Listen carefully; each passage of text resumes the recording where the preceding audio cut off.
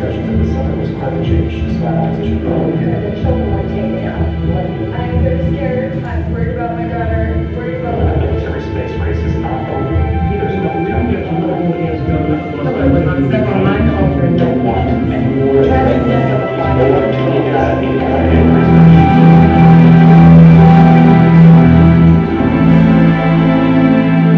Uno podría ponerse a pensar en cómo el estrés inclusive puede causar modificaciones en el ADN, ¿verdad? En genética tenemos que conocer unos cuantos conceptos como para ubicarnos y poder hablar de genética como tal. Los conceptos importantes van a ser el genotipo y el fenotipo. Genotipo se va a referir a todo lo que tenga que ver con genes. Vamos a hacer un pequeñito repaso de cómo está organizado más o menos el material genético, cómo es que se producen estos efectos epigenéticos y cómo es que nosotros podemos utilizar estas herramientas que conocemos para inclusive diagnosticar en el campo clínico. Si bien todos tenemos características diferentes en nuestro fenotipo, que vamos a poner fenotipo es todo el proceso, todo lo que nosotros vemos, toda la expresión génica que está mediada por el ambiente. El genotipo se va a referir a todo lo que sea genes, solo genes, que estén dentro del ADN. Y fenotipo, hay personas que hablan de lo que es el fenotipo invisible, antes ya denominado el endofenotipo, que son las hormonas, son además proteínas que interactúan en nuestro cuerpo, todas las proteínas que interfieren en el estrés oxidativo, por ejemplo, todo lo que, aunque no lo veamos, es considerado fenotipo. ¿Okay? Y todos compartimos un mismo fenotipo porque somos un mismo organismo, ¿no? Somos células que están unidas y células que hacen funcionar a un ser superior o un mamífero superior, que es el humano como tal. Los hábitos de vida y los factores ambientales se van a sumar siempre a los efectos genéticos para determinar el fenotipo que nosotros somos. Si nosotros solamente dependeríamos de los factores genéticos, posiblemente todos seríamos idénticos o iguales, porque compartimos un 99.9% de nuestro material genético. Entonces, ese 0,1% se denomina la variabilidad genética. Esa variabilidad es la que nos da una característica de individualización, pero está mediada siempre por los hábitos de vida y los factores ambientales, sumado a los factores genéticos. Esta variabilidad genética va al mismo tiempo ser cambiada por alteraciones cromosómicas, por procesos genéticos en poblaciones como las derivas genéticas, mutaciones que posiblemente causen enfermedad o mutaciones que sean características de una población. La mutación básicamente es la base de la evolución como en cualquier especie. Inclusive en el inicio de la vida se ha hablado de que si no existía la mutación no hubiera habido una evolución. Las variaciones que son repetitivas en tándem se le llama, y entra aquí la epigénesis o epigénesis como quiera llamar, que ha dado el origen a lo que ha sido la ciencia como epigenética como tal. Y otro tipo de transferencias que pueden ser laterales y genéticas, ¿no? ¿Cómo es que existen los grandes dogmas, denominados dogmas en la biología molecular y en la biología como tal? De que se hablaba de que a partir de una selección natural pueden cambiar, esa selección natural va a estar afectada por el cambio del tamaño de poblaciones, la supervivencia desigual en las poblaciones, el aislamiento de poblaciones pueden determinar características poblacionales genéticas importantes. Las migraciones que provocan, decían, ¿cómo una persona que nacía en un mismo pueblo ha migrado y de pronto han crecido, son más grandes y sus hijos son mucho más grandes? Si son del mismo padre o abuelo, ¿no entienden? Que normalmente deberíamos pensar de que tendrían que tener la misma estatura, posiblemente hasta los mismos hábitos. Una reproducción desigual, todo eso va a variar dentro de lo que va a ser la selección natural como tal. Voy a usar su punto. La selección natural como tal. Pero esta selección natural, lo que más va a influir va a ser la variabilidad genética. Todo lo que hablábamos, y dentro de ello la epigénesis como tal, va a hacer que la variabilidad genética produzca una selección natural. además de que la selección natural ya está influida por otros factores que son factores de tipo poblacional. ¿Qué es lo que ha sucedido? ¿Cómo ha sido en la historia el proceso de la genética o el conocimiento de la genética? Desde los factores de Mendel en 1860 y algo, 66, cuando ha sido postulado como tal. Mendel ha muerto sin saber que iba a ser el padre de la genética, porque yo pienso que los factores de la heredabilidad, en ese entonces denominados factores de la heredabilidad, hoy en día genes, decía, se transmiten de generación en generación, pues, y le decían, ¿cómo vas a hablar tanta tontería? O sea, tú te estás inventando. No le daban ninguna importancia. Pero a partir de eso nace la herencia. Luego Johansen, más o menos en 1909 a 1915, volvió a postular lo mismo que él postulaba Mendel, produciéndose un gran redescubrimiento de todas estas teorías que había planteado Mendel. Y a partir de eso nace la genética como tal. Nace una genética, después ha pasado por la genómica con la descripción de la estructura del ADN, ya desde el punto de vista bioquímico por Watson y Crick y Rosalind Franklin, hasta llegar a la era del proyecto del genoma humano. El año 2000 todo el mundo decía, wow, tremenda noticia, se descubrió todo lo que es el proyecto del genoma humano, ha concluido. Entonces todos teníamos la idea, como en esas películas, que tú ibas a ir a un lugar, a una institución donde te decías, por favor, quiero que mi hijo, cuando crezca, mida 1,99, ¿no? Además de eso tenga color de ojos azules. No, y no solo eso, que se dedique solamente a la fabricación y a la ingeniería de cohetes. ¿Podrá ser posible una modificación genética desde ese punto de vista? Aún no, pero pienso que podríamos llegar. ¿Por qué? Las herramientas que se están adquiriendo hoy en día son herramientas que van a servir, pero también van a volverse peligrosas, dependiendo en qué manos van a recaer. Entonces, a partir de lo del proyecto de genoma humano, nacieron nuevas ciencias. ¿Por qué? Porque ya tenían la secuencia, o ya tenían las secuencias, como viendo el mapa mundi desde arriba, ¿no? Tú puedes ver toda la organización de los continentes, pero no puedes llegar a los países, no puedes llegar a los departamentos, no puedes llegar a la perilla de la puerta del salón donde estamos en este momento. ¿Por qué? Porque es algo muy chiquito.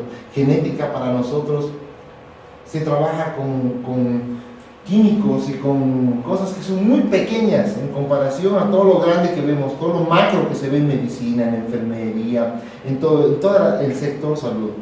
Genética es como entrar a un micromundo. Entonces, ¿qué es lo que ha pasado con el nacimiento de estas nuevas eras? De esta nueva era y de estas nuevas ciencias. Ellos pensaban que ya con el genoma humano tenían el destino del hombre y ya estaba en sus manos, en los genes. Pero estaban dejando de lado, ¿qué pasaba con el factor ambiental? ¿Qué pasaba con todos los otros factores que habíamos mencionado al principio, que daban esta variabilidad genética que nosotros vemos todo el tiempo en la población humana? ¿Me entienden?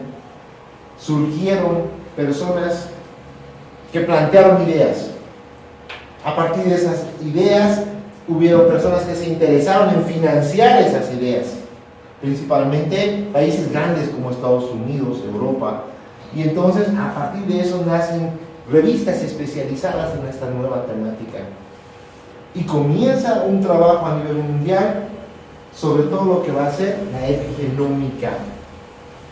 La epigenética como tal era la ciencia, se convirtió en epigenómica cuando aparecieron las herramientas de tipo computacional. Esas herramientas de tipo computacional han facilitado de que los trabajos a nivel mundial puedan reunirse en bases de datos que son libres en la mayoría de los casos, donde yo como investigador agarro y bajo la base de datos, no sé, de un ratón con el que estoy trabajando, un ratón albino especial de laboratorio, bajo y tengo toda la secuencia del ratón, tengo los posibles sitios de la secuencia de ADN que podrían ser metilados por un efecto epigenético. Entonces puedo decir, ok, entonces voy a estudiar cuáles son los efectos epigenéticos en la población de estos ratones en esta secuencia. Pues entonces, los hábitos de vida, los factores ambientales y la genética que determinaban un fenotipo son unidos o son básicamente reprimidos, alterados o modificados por la epigenética. Los factores ambientales van a determinar nuestras características físicas.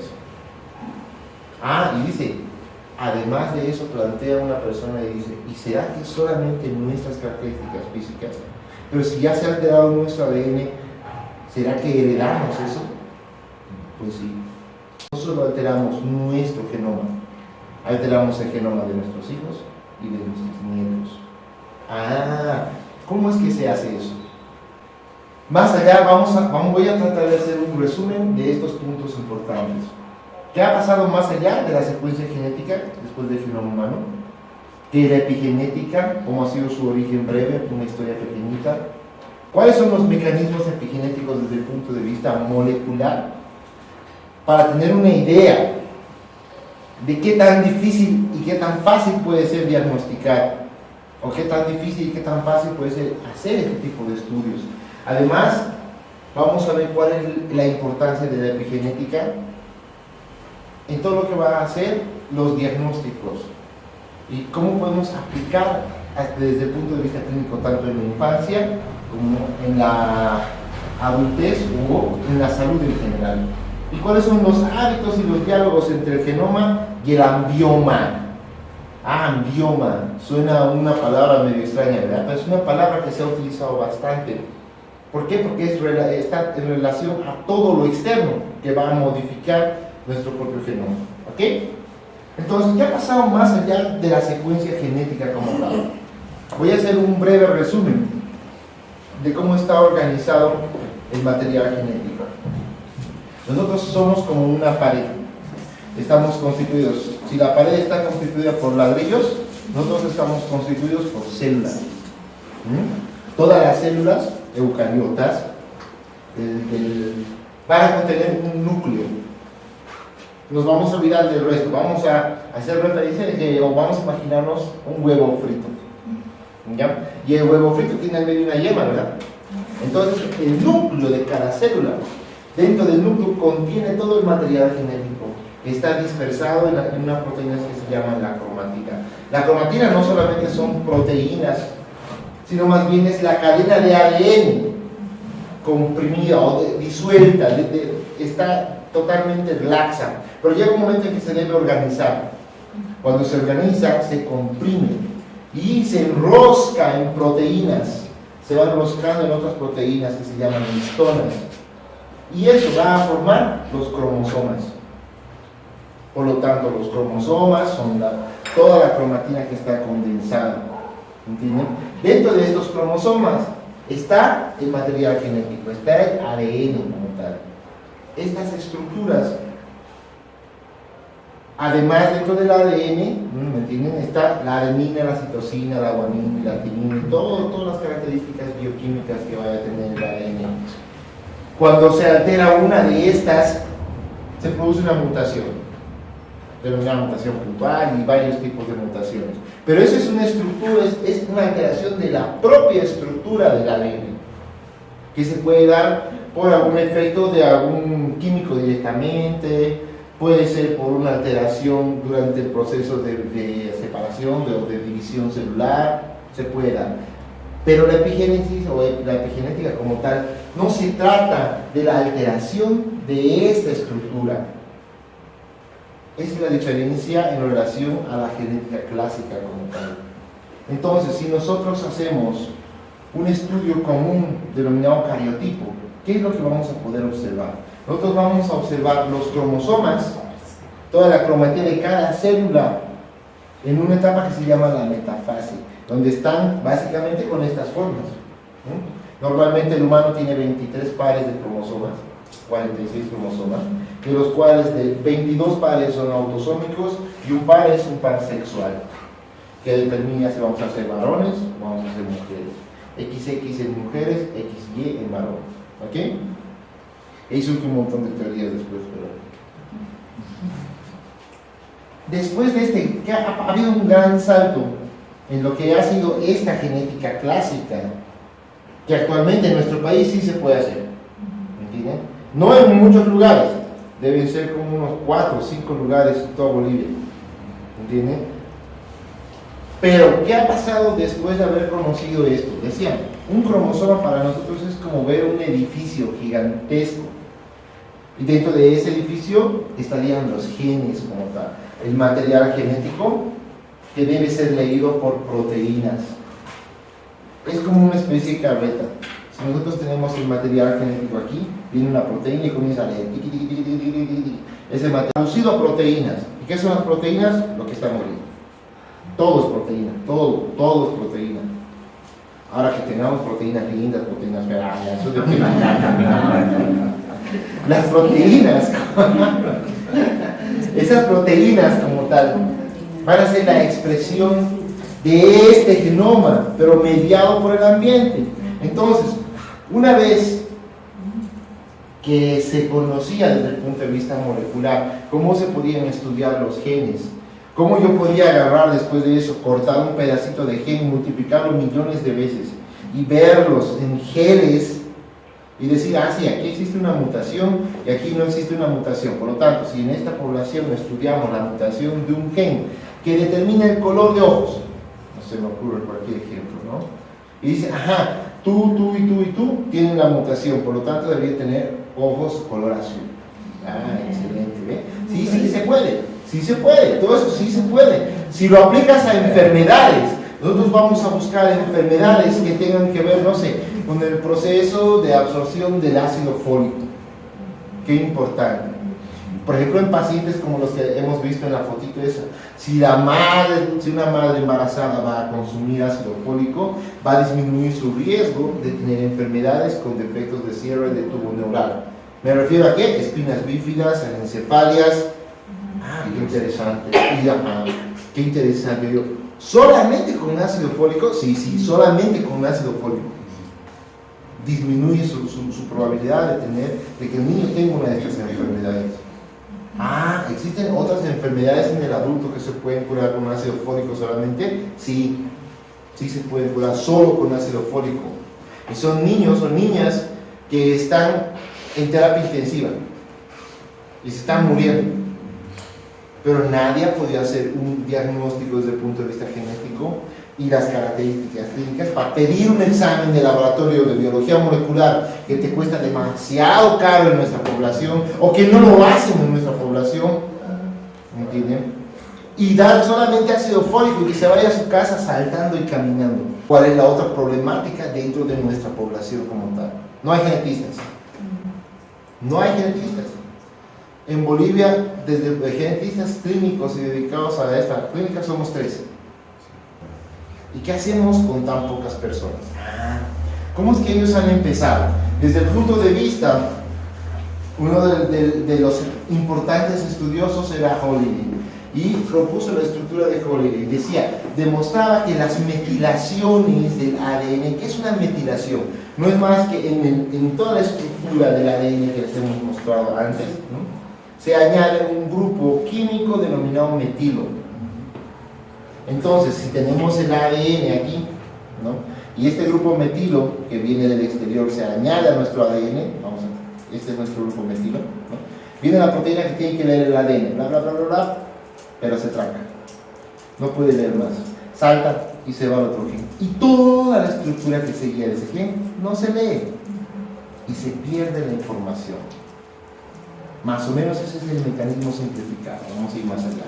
Entonces, ¿cuál ha sido la definición importante? Los cambios en la función de los genes son heredables por mitosis y por meiosis, que no entran en una modificación de la secuencia, pero sí pueden ser reversibles, hablando de óvulos y de espermatozoides.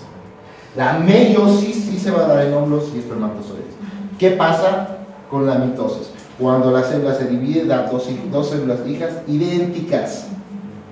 Al dar dos células hijas idénticas desde el punto de vista genético y secuencia genética, va a pasar la secuencia que es metilada. Como el organismo tiene mecanismos de reparación, el momento de que se hace la replicación del ADN, va a copiar la secuencia. Pero hay unas proteínas que no solo copian la secuencia, sino que además de eso copian la metilación. Por lo tanto, de esa forma se pasa la metilación externa de una célula a otra célula. En la meiosis es un proceso un poco más complicado, pero lo vamos a ver más adelante. Que si esto, la proteína que tiene que leer el gen, no lee desde el promotor, va a saltar absolutamente todito el gen. Si estuvieran clasificas idénticas a la del síndrome. ¿Ok? Esa es más o menos la parte. ¿Y qué pasa durante el desarrollo del embrión? Ya estamos entrando en materia para relacionar un poco a lo que hemos visto en el video. ¿Ok? Cuando se unen los cigotos, además de eso hemos dicho que esto se puede transmitir de célula a célula en la mitosis, ¿verdad? Pues después de que ha pasado la meiosis, tiene que haber una fertilización. La fertilización son el espermatozoide y el óvulo, mezclan su material genético, una parte de ellos se entrecruza, se mezcla entre el padre y la madre, y después se separa cada quien para su lado, y reconstituimos los 46 cromosomas, ¿verdad? Durante el proceso de la fertilización existe una desmetilación completa. Los sectores del ADN que estaban metidos se desmetilan por proteínas o por enzimas denominadas desmetilasas. Completamente. ¿Para qué? Para que no interfiera en el entrecruzamiento, para que no interfiera en el proceso de formación y división celular al principio. Se desmetilan, pero las secuencias de CPG se mantienen. ¿Qué quiere decir? La predisposición a la metilación de este futuro ser se mantiene. Entonces, cuando este futuro se sale al ambiente y se expone a los mismos factores, esos sectores de metilación van a estar predispuestos a volver a metilarse. Y mientras más factores CPG tengan, más se van a metilar. ¿Me entienden? Por lo tanto, lo que nos van a transmitir nuestros padres y nuestros abuelos van a ser todos los factores hereditarios que son y la CPG en gran cantidad. ¿Me entienden? Si en algún momento hubo una mutación en mi abuelo, se la pasa a mi papá. De pronto en mí ha aumentado, se la pasaron, me las voy a pasar a mis hijos. Y en el momento del cruce es donde se pueden aumentar o disminuir. ¿Me entienden? Ahí está la forma heredable de cómo puede ser esta desmetilación volver a metilarse, y durante lo que es una etapa denominada blastocisto se vuelven a metilar. Entramos al efecto de por qué la madre va a producir una afección directa al producto que se está desarrollando en su interior. Cuando ya existe una diferenciación de la mayoría de los tejidos, se va a mantener esta metilación en el DNA, ya causando algún tipo de efecto de lo que es, ya sea un efecto bueno o un efecto malo, bueno entre comillas. ¿Por qué? Porque hay gente que habla de que ciertas metilaciones podrían dar ventaja. Hasta el momento no se ha demostrado, más bien se ha demostrado lo contrario, que siempre que haya metilaciones va a haber patrones de metilaciones que sean susceptibles a la metilación, que causen problemas. Entonces, ¿qué pasa con estos niños? ¿Cuál es la característica del momento del nacimiento? Son niños, son bebés que presentan enfermedades de adultos, diabetes, hipertensión, obesidad, síndrome metabólico. ¿Cuántos niños vemos ahora en la calle a comparación de hace unos años atrás que son obesos? Hay mucha más cantidad. Se atribuyen muchos factores, sí, más sedentarismo, que la computadora, que el teléfono, que no hacen ejercicio, sí, efectivamente sí. Pero todo eso se suma dentro de lo que es el ambioma. Pero no nos olvidamos de que estos patrones de metilación se han conservado. Y además de eso les metemos comida chatarra, les metemos comidas que son con fertilizantes. Todos esos son factores que contienen el grupo metilo y metilan el ADN. Y si ya hay un patrón de metilación predispuesto en ese niño, ya se metila más con la comida que les damos. Por lo tanto, nosotros estamos asesinando a nuestra especie. No es que, sí, lo que pasa es que el humano está predispuesto a involucionar, no. Es que no estamos teniendo el cuidado, y nuestras generaciones predecesoras no han tenido el cuidado, tal vez porque no conocían. Pero ahora no hay pretexto, porque sí conocemos. Y quién sabe lo que nos falta conocer todavía. ¿Y cómo es la diferencia? Las células van a ser diferenciadas, se incluye desde las células neuronales hasta las células renales, hasta las células musculares. Y en cualquiera de esas puede haber metilación. En cualquiera. ¿Por qué? Porque eso es al azar. ¿Entienden? Entonces, las células madre, pues, que son pluripotenciales, si en las células madre hay una metilación directa, pues el efecto va a ser mucho más temprano. Entonces, el recorrido del fenotipo a fenotipo, la epigenética va a jugar un papel esencial, que hace mucho tiempo no se sabía que era un papel tan importante, pero sí, ahora sí se sabe que es un papel sumamente importante, principalmente en el momento de hacer la diferenciación de tejidos. ¿Cuáles son o dónde se producen este tipo de efectos epigenéticos? Generalmente hemos dicho que están en genes, ¿no? En los promotores de los genes, ¿no? Que tienen una baja, intermedia o alta cantidad de estos dinucleótidos, CpG. ¿Por qué se llama CpG? Por citosina, fósforo y guanina, lo dicho, ¿no ven? Muy bien. Entonces, generalmente, si están en promotores, no se va a leer todo el gen. ¿Por qué? Porque el promotor hemos dicho que es el principal iniciador de lectura. ¿Qué pasa si no se lee este gen? ¿La información de este gen solo se perderá la información de este gen? No. Lo más importante es que los genes se comunican entre ellos para dar actividad a otros genes. ¿Qué quiere decir? Que si yo tengo un gen, el cromosoma 1, que determina, no sé, vamos a decir, todo lo que es el ciclo de la dopamina. Entonces, este gen le dice a otro gen que está en el cromosoma 15 que actúe. Y entonces el del 15 le dice a otro que está en el 3, y el del 3 le dice a otro que está en el 7. Y se hace toda la secuencia y la cascada. ¿Para qué? Para que se produzca dopamina, ¿verdad? De pronto, el gen principal está metilado. No se lee. Esa señal que debería ir a activar esa cascada se perdió. Por lo tanto, no solamente se pierde la información de un gen, sino se pierde la activación de muchos procesos genéticos que pueden dar paso a cascadas grandes, íntegras dentro del metabolismo humano. ¿Entienden? El efecto no es solamente un gen, a veces el efecto son muchos genes a partir de un gen, y ahí es donde se puede producir muchos más. Y si está en regiones reguladoras distales, es peor. Este gen está mandando la información, sí está mandando, pero de pronto el regulador que estaba en el otro gen está metilado, se paró. Ya solo llegó ahí y la señal se paró. Por lo tanto, también va a estar interrumpida las demás señales de cascada que debería haber para producir un efecto fenotípico como tal. Ya el detalle de cada uno de estos es mucho más molecular, pero no creo que sea muy importante por el momento. La metilación como proceso normal. ¿Existirá la metilación como proceso normal? Sí, sí existe. Efectivamente, como un proceso de regulación de expresión. ¿Por qué si la mujer tiene 2 cromosomas X y el varón solo tiene un cromosoma X? Básicamente funcionamos de forma idéntica, a excepción obviamente de los caracteres sexuales, ¿no? ¿Por qué si la mujer tiene 2 cromosomas X, por qué no expresa esos 2 cromosomas X? Porque si expresáramos 2 cromosomas X, tendríamos, no sé, 4 ojos, no sé, se me ocurre una cosa así, una característica fenotípica muy diferente al varón, a pesar de que no hay genes de ojos en el cromosoma X, pero bueno, así. Y entonces, ¿qué pasa con esto? La metilación de forma natural y normal silencia un cromosoma X. Por lo tanto, solo funciona en cada célula un cromosoma X. No significa que sea el mismo ojo en todas las células.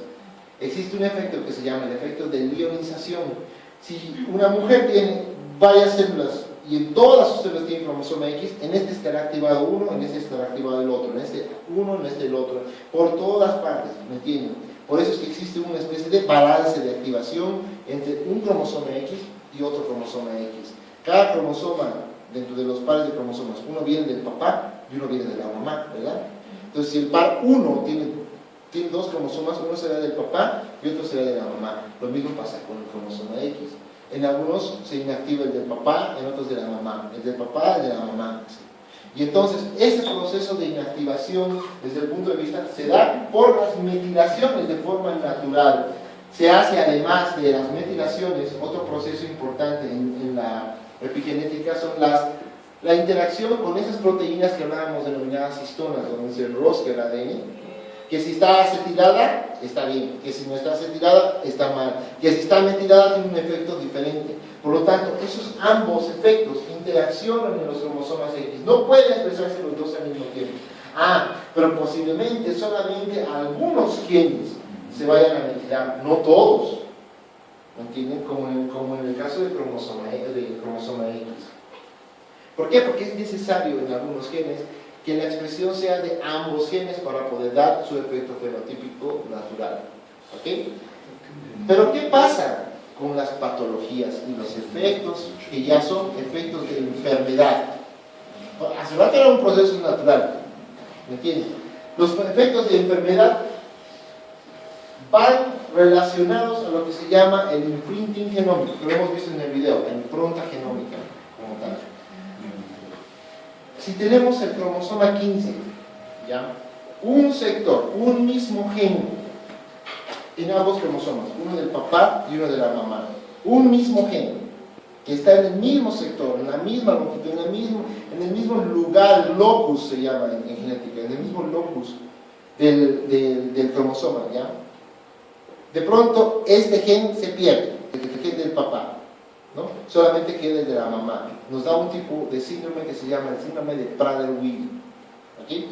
Pero el mismo gen, en el mismo cromosoma, en el mismo sector, se pierde el gen del cromosoma de la mamá, nos da otro síndrome completamente diferente, que es el síndrome de Angelman.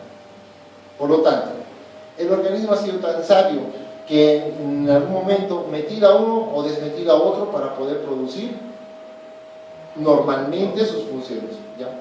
Pero ¿qué pasa si la metilación como efecto de imprinting materno está ahí? Por lo tanto, el cromosoma, está presente el gen en el cromosoma, pero está metilado. Entonces, al estar metilado es como que no existe, como que se hubiera perdido también nos va a dar el mismo síndrome de Angelman. ¿Me entienden? Está el gen. Uno le va a hacer desde el punto de vista molecular, dice, pero no es Angelman. ¿Por qué? Porque está el gen. No, señores, momento. Háganle un estudio de epigenética. Vean si está metilado o no ese gen. Entonces, si está metilado, pues sí es Angelman. ¿Por qué? Porque tiene las características físicas.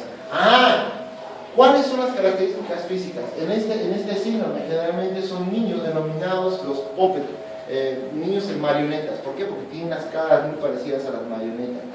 ¿Okay? Son niños que tienen temblores, retraso mental severo y demás. Estamos hablando del mismo gen, vamos a ponerse en la cabeza, ¿no? A diferencia de que cuando hay la deleción o la metilación del gen paterno, da otro tipo de síndrome, que es el síndrome de Prader-Willi. Niños bajitos, obesos en extremo, y estamos hablando del mismo gen, con un efecto simplemente diferente. Dentro de los efectos de enfermedades conocidos como efectos epigenéticos, como impronta genómica, Prader-Willi y Angelman son los más característicos, pero existe otro que se llama Beckley-Wiedemann, que tiene características clínicas que son notorias, que también son atribuidos a efectos epigenéticos que estén provocando el efecto de la lesión o del síndrome como tal. ¿Entienden? Bueno, esa es la importancia desde el punto de vista clínico de la epigenética y de la genética clásica juntas al mismo tiempo, ¿no? Ahora, ¿cuáles son los efectos posteriores al nacimiento? Ya hemos hablado un poco de qué es lo que podría pasar en el momento del nacimiento, ¿verdad? Se habla mucho del aumento de la infertilidad en nuestra población. Entonces, ¿cuál es la técnica? ¿Cuáles son los recursos que tienen las poblaciones o las personas, las parejas, para buscar tener hijos? La fertilización in vitro, ¿verdad? Cultivo in vitro. Cuando uno ya realiza el cultivo in vitro, están manipulando básicamente células. Al manipular células puede producir cualquier tipo de efecto que no es controlado. ¿Por qué? Porque posiblemente no exista la tecnología como para hacer tan idéntico como un proceso que sea biológico o natural, ¿entienden? Entonces, ¿cuál es la importancia? De que si nosotros vamos a manipular células, posiblemente al manipular las células con los medios de cultivo, con la forma, ya estamos metilándolos, amigos. Entonces estamos metilando ese genoma que ya está predispuesto a ser metilado. Vamos a aumentar la metilación.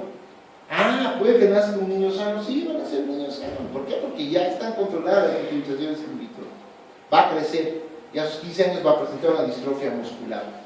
No va a caminar más. Ah, pobrecito, porque estaba en el genoma. No, estaba metilado porque han utilizado una fertilización in vitro. ¿Me entienden? Ah, sí hay casos. Nacen generalmente, van a nacer en fertilizaciones in vitro, fertilizaciones asistidas, gemelos. ¿Por qué? Porque no implantan un solo óvulo o fecundado, implantan 10, 15, 20, de los cuales muchos se desechan. ¿Por qué? Porque no llegan a implantar, no llegan a fecundar. Y generalmente, no sé si han visto algún caso alguna vez en Estados Unidos o en esos países grandes donde esto es muy frecuente, dice, nacieron 6 sextilizos, quintilizos, seguro y es fertilización in vitro. ¿Habrán algún natural? Sí, posiblemente hay, ¿no? Pero no es muy frecuente, es casi nula la frecuencia, ¿no entienden? Entonces la fertilización in vitro va a ser algo bien importante. Existen revistas dedicadas a la investigación de esto. Es bueno que investiguen, sí, me parece que toda investigación es genial, para poder prevenir posibles efectos, porque de evitar de que existan las fertilizaciones in vitro va a ser imposible, pero hay que estudiarlas. Los efectos epigenéticos en el embarazo y la nutrición. La nutrición que se convierte en un pilar muy importante para poder ser o beneficioso o no beneficioso para la salud, tanto en adultos y en el embarazo. Se hizo un experimento con unos ratones denominados los ratones agouti. ¿Ya? Estos dos son gemelos idénticos, genéticamente idénticos. ¿Entienden? Pero durante el proceso de crecimiento y el proceso posterior a la durante el embarazo primero, producieron un retardo de crecimiento en uno y en el otro no. ¿Entienden? Y en el que tuvo el retardo de crecimiento se vieron alteraciones epigenéticas, metilaciones. Y en el otro que no tuvo retardo de crecimiento porque no hubo un factor estresante, que además genéticamente idéntico, nació completamente normal y no tuvo enfermedades. Era marrón, delgado, era saludable, qué sé yo, y lo tengo porque vivía bastante. Pero el otro que sí tuvo un estrés durante el embarazo, era amarillo, era obeso, tuvo cáncer, diabetes y una vida corta, se murió. ¿Todo por qué? Por estrés y retardo de crecimiento intrauterino.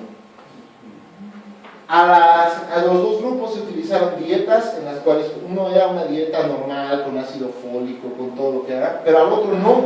La dieta era más bien, se le quitaba la dieta que era normal, se le daba alimentos que no sean beneficiosos para la madre, etc.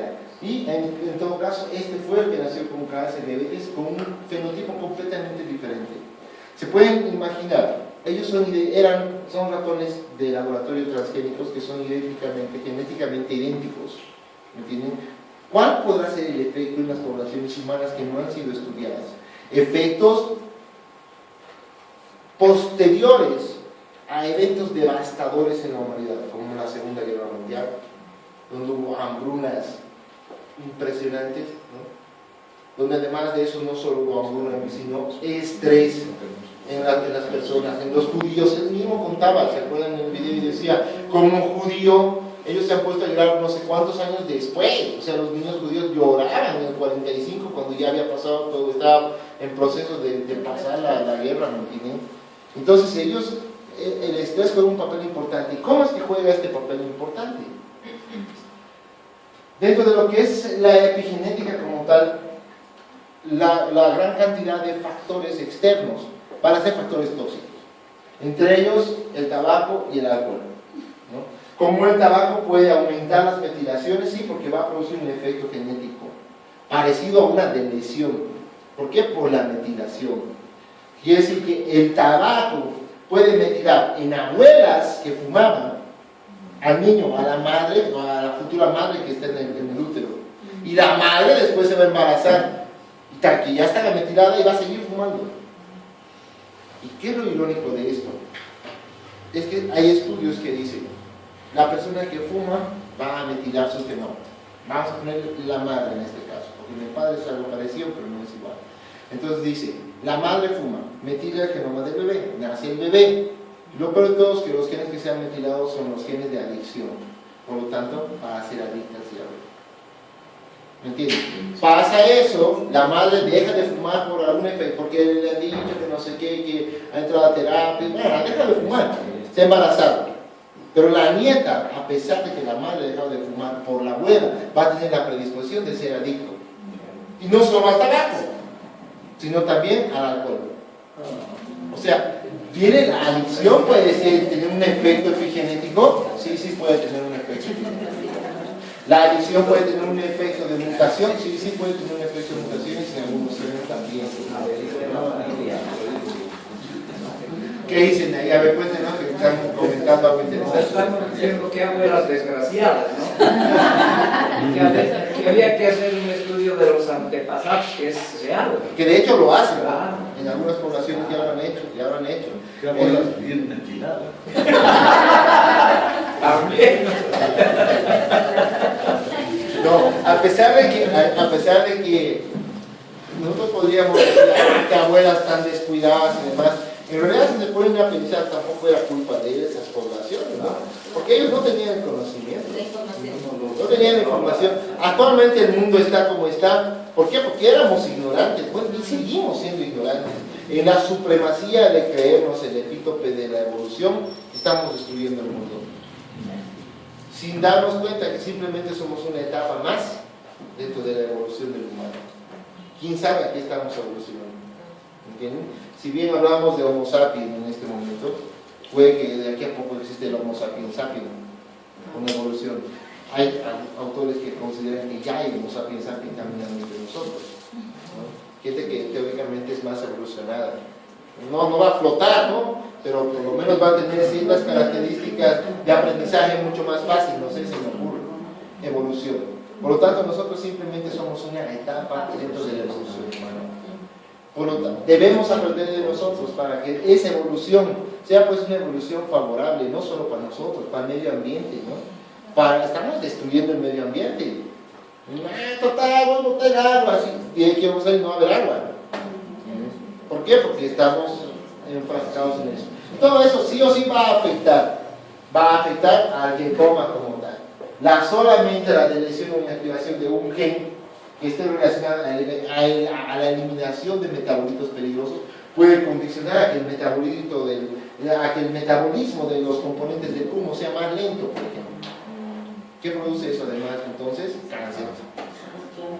Entonces uno no solamente van a estar predispuestos por el factor genético de predisposición a cáncer, sino que además por el humo del tabaco vamos a suprimir por metilaciones la expresión de algunos genes protectores y peor.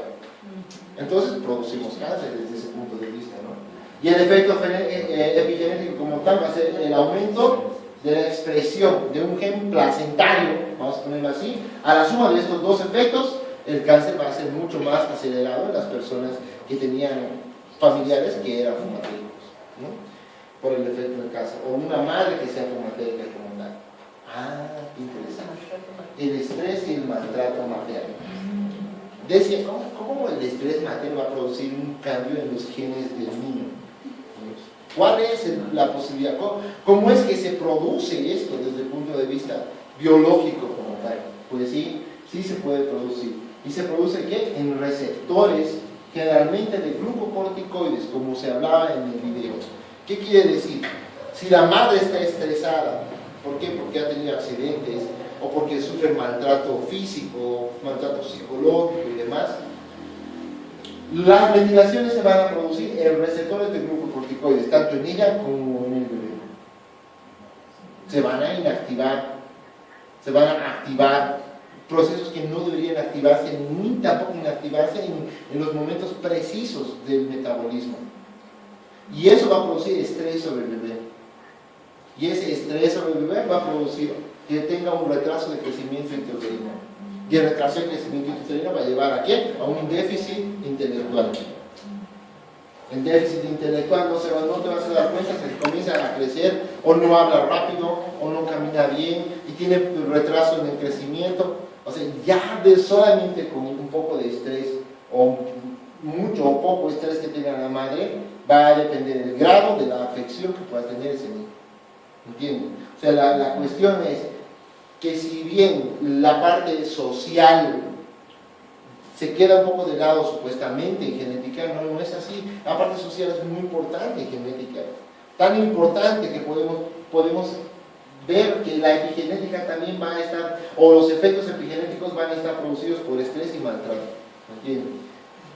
Generalmente en las descendencias que van a tener este tipo de estrés, si es que por ejemplo no hay un efecto tan grande como el retraso de crecimiento intrauterino, puede haber en esos niños ansiedad, depresión, exceso de fármacos, desajustes principalmente en memoria, en procesos cognitivos.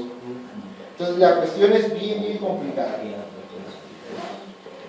Dentro de esto ha habido estudios que han hecho comparaciones poblacionales entre el cuidado materno a través del estímulo táctil.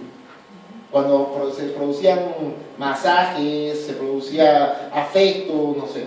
Y entonces decía, cuando existe un bajo estímulo táctil, ¿no? En los ADNs de forma silenciosa se callan, se silencian. ¿Entienden? En cambio, los que han tenido un alto estímulo táctil, existen muchos factores de transcripción que se activan. Por lo tanto, hay un metabolismo mucho más fluido con un ADN mucho más activo. ¿Entienden? Y entonces, para que ese ADN se inactive, podría haber un proceso de estrés que lo inactive. Pero en los estudios han dado la comparación de que mientras más estímulo táctil exista, mientras más estímulos beneficiosos existan desde el punto de vista físico en la madre, va a ser un ADN mucho más fácil de transcribir a comparación del otro. No se habla completamente de un efecto epigenético que sea relacionado a metilaciones aún, pero sí se habla de los factores estímulos o estimulantes externos. ¿Okay? ¿Cómo es que los cuidados maternos y el desarrollo se podrían alterar? Vamos a ver un esquema general más o menos. Todo lo que va a hacer receptores de glucocorticoides van a estimular a todo lo que es el sistema del hipotálamo, la hipófisis y las adrenales. ¿Okay? Si hay una menor respuesta al estrés, puede haber un mayor feedback negativo, se llama. Puede ser que si hay más estrés, es como que estos niveles están elevados y el mismo cerebro dice, ok, basta, no des más estímulo, y para el estímulo, control. A partir de un control como tal. Pero ¿qué pasa con los factores de liberadores, los liberadores de corticotropinas y demás? Si ese sistema se para, ya no existen liberadores de corticotropinas, por lo tanto todo lo que es el ciclo se detiene. Y si no hay liberadores de corticotropinas, el cuidado, los mecanismos epigenéticos van a poder actuar, o a partir de estos mecanismos epigenéticos se va a poder producir los receptores, que se aumenten los receptores, que disminuya el sistema o que se aumente el sistema, y a partir de eso que disminuyan los factores liberadores. Todo a partir de qué? Del cuidado materno o del estrés que puede estar afectando al embarazo durante el momento del embarazo, en el periodo humano. ¿Cómo han sido o cuáles son los denominados hábitos de diálogo entre lo que va a ser el genoma y el ambioma, como hablábamos hace rato? Para recordar, el ambioma va a ser simplemente todos los elementos, tanto genéticos, que pueden ser cambiantes y que además nos rodean todo el tiempo, y que junto con el genoma, el proteoma, que está dedicado a las proteínas, y el epigenoma, que actualmente hablamos, constituyen al ser humano y determinan que aparezca o no aparezca una enfermedad. Básicamente hablamos de todo lo que nos rodea. Por ejemplo, hablamos de epigenética cuando aumentamos el estrés oxidativo, el cigarrillo y todos esos factores externos, lo que hacen es actuar sobre el estrés oxidativo, ¿no? Una buena o una alimentación mediada por químicos aumenta, hay daño a nivel de las células, porque aumentan el estrés oxidativo, aumentan la contaminación en las poblaciones, aumentan el estrés oxidativo, radiaciones en personas que trabajan con radiación, aumentan el estrés oxidativo, y además de eso, el efecto epigenético va a aumentar el estrés oxidativo. ¿entienden? O va a mediar el estrés oxidativo y va a producir cambios de tipo epigenético. Por lo tanto, siempre va a haber una conversación, un intercambio entre el genoma que tenemos y el ambiente. Y es importante, nunca vamos a llegar a una estabilidad en la que vivamos todos felices con un ambiente súper ideal, ¿verdad? Por eso es que existen los factores que determinan la costumbre de vivir en un solo lugar. Y el adecuamiento de estas poblaciones a los lugares que sean estresantes como tal. Y ahí también participa la epigenética como controladora de todo lo que va a hacer, los efectos como tal del ambiente. Se asemeja a un sistema que sea de interruptores. ¿Qué quiere decir? Cuando está metilado, apaga el gen. Cuando no está metilado, se enciende el gen. ¿Entienden? Como apagar y encender genes al mismo tiempo, ¿no? De hecho, lo bueno es que en algunos casos puede ser reversible la metilación, pero no el patrón de metilación. El patrón de metilación no es reversible, que está dentro de la misma cadena de ADN, pero sí la metilación como tal. Entonces, ¿de qué va a depender esto? De la nutrición, de las experiencias adversas, el estrés, el ambiente, contaminantes, todo eso. Va a depender que los sucesos epigenéticos sean o no controlables y obviamente las consecuencias fenotípicas de esos procesos epigenéticos. Hoy en día, después de que ya ha pasado el proyecto del genoma humano, de que ya se han visto evoluciones dentro de lo que van a ser las ciencias, se estudia lo que es el proyecto del epigenoma humano. ¿Qué quiere decir? Que son bases de datos, como hablábamos al principio, de poblaciones que han logrado hacer estudios a nivel molecular de las secuencias que podrían ser patrones heredables y también de las formas de metilación o las formas de acciones epigenéticas, porque no solamente existe el efecto de metilación. He tomado el ejemplo de metilación porque es el más conocido. Existen otros efectos que son mediadores, por ejemplo, por RNAs pequeños, por acetilaciones o diferentes mecanismos dentro de las mismas histonas. O sea, existen varios efectos epigenéticos, no solamente la metilación. Pero he tomado ese ejemplo para la exposición porque es uno de los más sencillos y más estudiados actualmente. Y entonces, en el proyecto del epigenoma humano, el objetivo principal es identificar, catalogar e interpretar patrones de metilación genómicos dentro del mismo ADN en todos, absolutamente todos los genes humanos. ¿Será posible? Sí, pienso que sí. Con tiempo, pero va a ser posible. La gran ventaja actual es que tenemos la tecnología computacional avanzando bastante. Entonces, ¿qué es lo que hacen los grupos de investigación?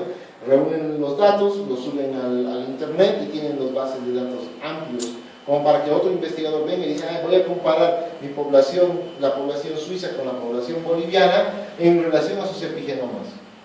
Entonces podemos ver cuál de las dos poblaciones puede estar bajo más estrés. Los cambios políticos, sociales en las poblaciones determinan la calidad de salud de una población. Por lo tanto, todos en Latinoamérica en algún momento hemos estado expuestos a situaciones adversas, ¿no? ¿Quién sabe cómo está nuestro epigenoma? En unos países peores que en otros. Pero hasta que lleguemos a nosotros ser parte del proyecto Epigenoma Humano, necesitamos secuenciadores que valen $500,000 o $1 millón posiblemente. Necesitamos equipos y laboratorios, si bien no extremadamente especializados, pero especializados. Entonces, hasta que el problema de salud no se resuelva en nuestros países latinoamericanos, no vamos a poder incursionar en proyectos tan gigantes, ¿entienden? Por lo tanto, ¿vamos a estar retrasados todavía un tiempo? Sí, sí vamos a estar. Pero ¿qué es lo que podemos hacer? Este tipo de información, este tipo de reuniones, para que la misma población después se entere, porque ustedes van a transmitir esta información a más personas, y esas personas a más personas. Llegará un momento en el que sí nos den bola, sí nos van a dar, pero de aquí a un tiempo, ¿no? Veremos. Hasta eso nuestro epigenoma va a cambiar, ¿no? En el periodo postnatal, los estudios actualmente se basan principalmente en cáncer y epigenética. ¿Y cuál es el proceso y el desafío de este epigenoma como tal? Principalmente los estudios de cáncer. La aplicación diagnóstica y terapéutica. Por lo tanto, va un paciente y dice, quiero saber si estoy predispuesto a tener cáncer. Y además quiero saber cuántas partes de mi genoma pueden estar predispuestas a que el ambiente me modifique para tener cáncer. Momento señor, y le imprimen, todito. Ya tienen toda la predisposición familiar desde el punto de vista genético, epigenético como tal. ¿Para qué? Para poder prevenir además otras enfermedades importantes de la adultez, como el Alzheimer, esquizofrenia. Existen esquizofrenias en nuestro país y en todos los países que siguen, que pueden ser tratados, pero están en manicomios, están en instituciones mentales, y que son efectos epigenéticos. Y son gente que podríamos rescatar de él también. Hoy en día en el mercado ya existen como 5 fármacos, quién sabe más fármacos actualmente, hasta 15, 10 no me acuerdo, que son epigenéticos como tal. ¿Qué quiere decir? Que ayudan a contrarrestar los efectos epigenéticos que nos da el ambiente.